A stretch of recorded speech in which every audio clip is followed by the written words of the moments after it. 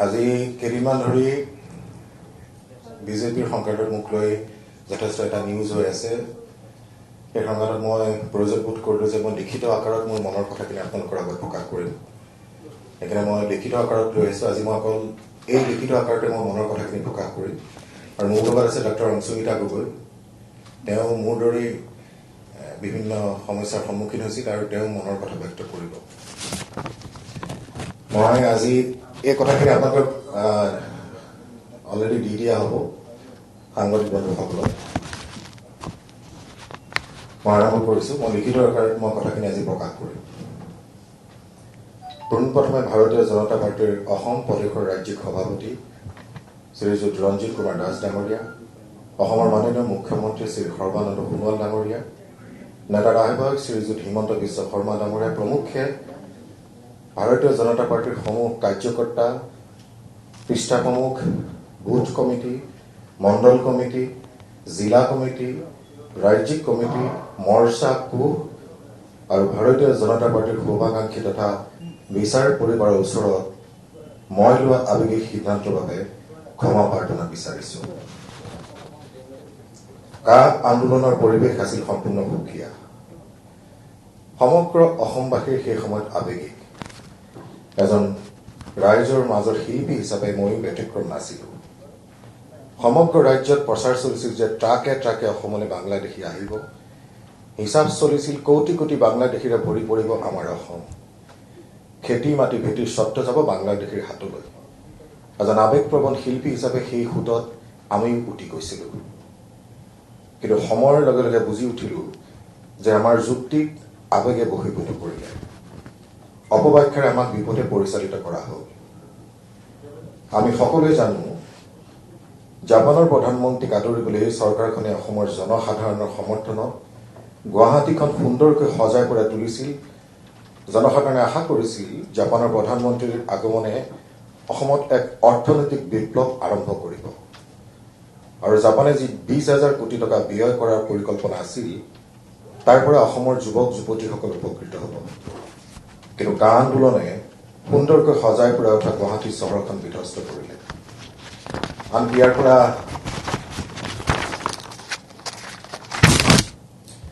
শংকৰদেৱ কলাক্ষেত্ৰো ৰেহাই নাপালে। সেই দিনটো মনত পৰিলে অসমীয়া হিচাপে গাৰ নোম আজিও শিয়ৰি উঠে। প্ৰত্যেকজন অসমীয়াই সেই দিনটোৰ কথা মনত পৰিলে আজিও যেন আমাৰ গাৰ নোম শিয়ৰি উঠে।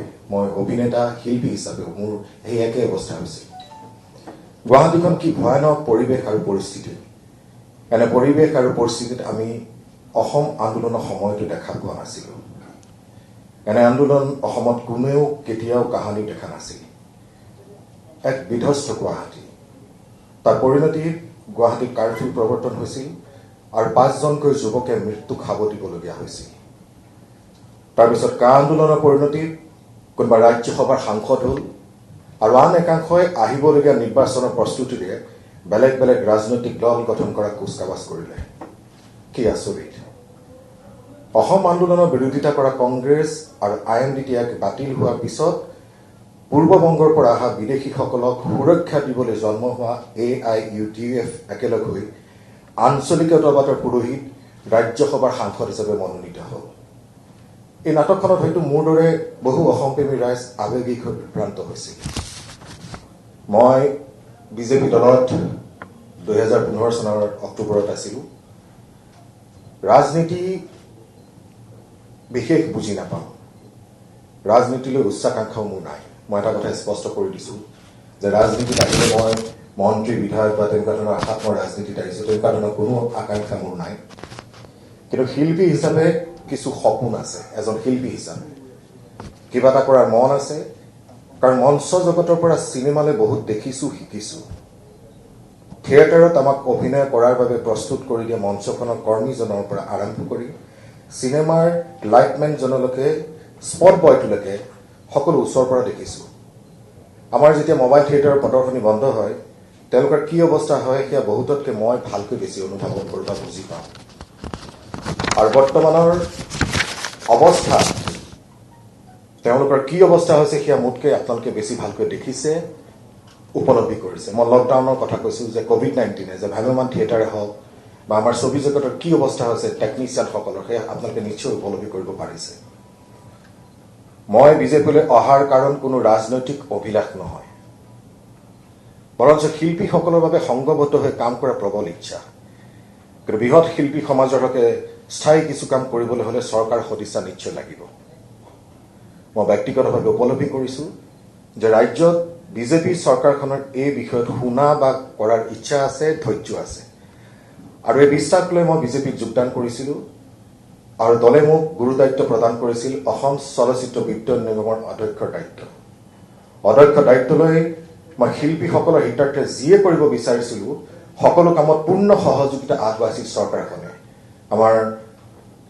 মাননীয় মুখ্যমন্ত্ৰী শ্ৰীযুত সৰ্বানন্দ সোণোৱাল ডাঙৰীয়া শিল্পী কলা কৌশলীৰ প্ৰতি যথেষ্ট মৰম শ্ৰদ্ধা আছে যিয়ে কাম কৰিব বিচাৰো সকলো ক্ষেত্ৰত সহায় সহযোগিতা চৰকাৰখনে আগবঢ়াইছিল অসমীয়া চিনেমা চলাবলৈ আমাৰ পৰ্যাপ্ত চিনেমা হল নাই সেইটো মই ৰত্নাকৰ ক্ষেত্ৰতে অনুভৱ কৰিছিলো যে আজি ৰত্নাকৰ যদি আৰু কেইটামান হল থকা হলে আৰু 10টা বা 15টামান হল থকা হলে অন্ততঃ সেই কালেকশ্যন ৰত্নাকৰ হৈছে হাইষ্ট কালেকশ্যন হোৱা অসমীয়া ছবি সেই ছবিখন আৰু বেছি মই উপাৰ্জন কৰিব পাৰিলোহেঁতেন বা চিনেমাখন চাব পাৰিলেহেঁতেন যদি গাঁৱে গাঁৱে কিছুমান হল থাকিলেহেঁতেন এতিয়া সেই মৰ্মে আমি প্ৰস্তাৱ আগবঢ়ালো অসমীয়া চিনেমা চলাবলৈ হল লাগে চৰকাৰক আমি প্ৰস্তাৱ আগবঢ়াইছিলো চলচ্চিত্ৰ বিত্তন নিগমৰ অধ্যক্ষ হৈ থাকোঁতে আৰু সেই মৰ্মে কাম 10টা চিনেমা হল অৰ্থাৎ 5টা নতুন 5টা পুৰণি চিনেমা হল অনুমতি লাভ কৰিলো চৰকাৰে আমাক অনুমতি প্ৰদান কৰিলে সেই অনুমতি প্ৰদান কৰি আমি প্ৰথম অসমীয়া চলচ্চিত্ৰ গৃহ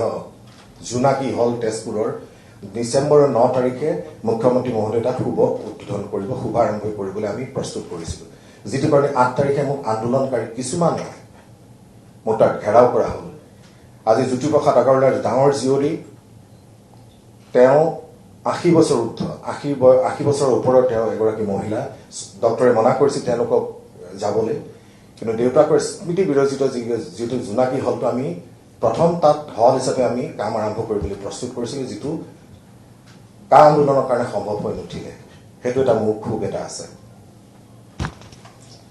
10টা চিনেমা হল নিৰ্মাণৰ অনুমতি লাভ কৰিলো বন্ধ হৈ থকা ৰাজ্যিক চলচ্চিত্ৰ বঁটা পুনৰ আৰম্ভ কৰা হ'ল যিটো 3 বছৰ ধৰি কংগ্ৰেছ চৰকাৰৰ দিনত বন্ধ হৈ থকা বস্তুটো বিজেপি চৰকাৰে মাননীয় মুখ্যমন্ত্ৰী মহোদয়ৰ সদিচ্ছাৰ বাবে ৰাজ্যিক চলচ্চিত্ৰ বঁটা পুনৰ আৰম্ভ কৰা হ'ল গুৱাহাটীত আন্তঃৰাষ্ট্ৰীয় চলচ্চিত্ৰ মহোৎসৱ এই চৰকাৰৰ দিনতে আৰম্ভ ফিল্ম পলিচি আমি অংশীদাৰ হল এই ফিল্ম পলিচি এজন অভিনেতা হিচাপে আমি 40 বছৰ ফিল্ম পলিচিৰ ক্ষেত্ৰত আজি গিৰীশ চৌধুৰী দা তেখেত ঢুকাল বিজু দা মুনিন বৰুৱা সকলোৱে যেতিয়া কংগ্ৰেছ চৰকাৰৰ দিনত হাতত প্লে কাৰ্ড লৈ আমাক ফিল্ম পলিচি লাগে বুলি চিঞৰ বাখৰ কৰিছিল আজি 40 বছৰৰ পিছত বিজেপি চৰকাৰে আমাক ফিল্ম পলিচিখন দিলে 24 উদ্যোগৰ উন্নতিৰ কাৰণে এখন 40 বছৰৰ পিছত হৈছে মই নহয় প্ৰত্যেকজন শিল্পী কলা কৌশলী সুধিলে আপোনালোকে অনুভৱ কৰিব যে ফিল্ম পলিচি এখন বেলেগ ষ্টেটত আছে কিন্তু অসমত নাই অনুমোদন দিলে চৰকাৰে আমি কোৱা ধৰণে নতুন ফিল্ম পলিচি অনুমোদন দিলে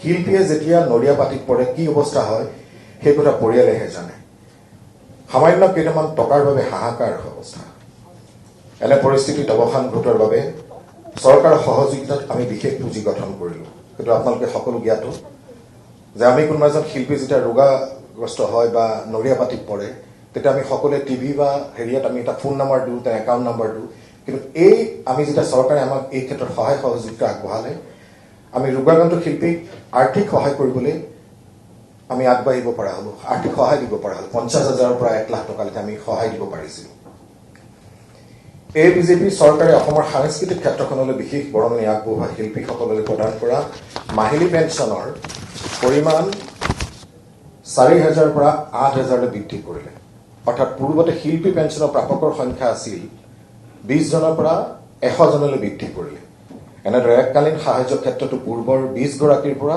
75 গৰাকীলৈ বৃদ্ধি কৰিছে ৰাজ্যৰ সাংস্কৃতিক ক্ষেত্ৰলৈ বিশেষ বৰঙণি আগবঢ়োৱা 1000 গৰাকী শিল্পীলৈ শিল্পী সম্বৰ্ধনা আঁচনি আৰু ভ্ৰাম্যমাণ থিয়েটাৰলৈ বিশেষ বৰঙণি আগবঢ়োৱা 1000 গৰাকী শিল্পী তথা কলা কুশলীলৈ বিশেষ আঁচনিৰ অধীনত 50,000 টকাকৈ এককালীন আৰ্থিক সাহায্য আগবঢ়োৱাৰ বাবে চৰকাৰে ইতিমধ্যে বাছনি প্ৰক্ৰিয়া প্ৰায় সম্পূৰ্ণ কৰি তুলিছে লকডাউনৰ সময়ত ক্ষতিগ্ৰস্ত হোৱা ৰাজ্যৰ লোকশিল্পীসকললৈ 3 মাহৰ বাবে 2000 টকাকৈ অৰ্থাৎ 6000 টকাকৈ আৰ্থিক সাহায্য প্ৰদান কৰাৰ সিদ্ধান্ত গ্ৰহণ কৰিছে।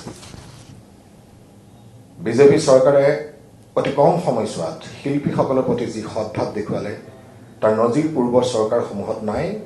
গতিকে আমাৰ সাংস্কৃতিক দিশটো গতিশীল কৰিবলৈ আজিৰ মুহূৰ্তত বিজেপিৰ বাদে কোনো বিকল্প নাই। সেই মই ভাবোঁ কোনো ৰাজনৈতিক অভিলাষ নথকাকৈ, মই আকৌ কৈছোঁ যে কোনো ৰাজনৈতিক অভিলাষ নথকাকৈ কেৱল শিল্পী কলাকুশলীৰ স্বাৰ্থত কাম কৰাৰ বাবে বিজেপিত মই ঘূৰি অহা প্ৰয়োজন আছে।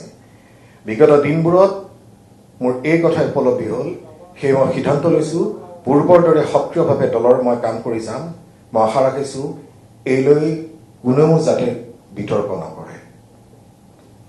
এটা কথা মই সদায় মানি আহিছোঁ, প্ৰধানমন্ত্ৰী নৰেন্দ্ৰ মোদী ডাঙৰীয়াৰ নেতৃত্বাধীন কেন্দ্ৰীয় চৰকাৰ আৰু মুখ্যমন্ত্ৰী সৰ্বানন্দ সোণোৱাল ডাঙৰীয়াৰ নেতৃত্বাধীন ৰাজ্য চৰকাৰখনে কোনোদিনে অসমীয়া জাতিৰ, অসমীয়া সংস্কৃতিৰ বিৰুদ্ধে কোনো কাম কৰা নাছিল, কৰা নাই আৰু নকৰে। মই শেষত এটা কথা ক'ম, যিহেতু আজি মই লিখিত আকাৰে মনৰ কথাখিনি কৈছোঁ, পৰৱৰ্তী সময়ত আমি আকৌ মই এনেকুৱা ধৰণৰ প্ৰেছ মিট কৰি মনৰ কথাখিনি ক'ম যে বিজেপি দলত যেতিয়া মই ভীতিগ্ৰস্ত হৈ পেলাই সেইটো সময়ত মই পদত্যাগ পত্ৰ প্ৰেৰণ কৰিছিলোঁ, তাৰ কেইদিনমান পিছতে মই যেতিয়া বিবেকেৰে পৰিচালিত হ'লোঁ যে মোৰ আৱেগৰ কথা মই বুজি পালোঁ, যিহেতুতে মই সিদ্ধান্তটো মই সলনি কৰিলোঁ। মই লগে লগে মই মোৰ পদত্যাগ পত্ৰ প্ৰত্যাহাৰ কৰিবৰ কাৰণে মই আমাৰ সভাপতি ৰঞ্জিত কুমাৰ দাস ডাঙৰীয়ালৈ মই পত্ৰ প্ৰেৰণ কৰিছিলোঁ। আৰু বিজেপি দলত মই আগতেও আছোঁ, এতিয়াও আছোঁ, ভৱিষ্যতেও থাকিম। এইখিনিয়ে মোৰ শেষ কথা।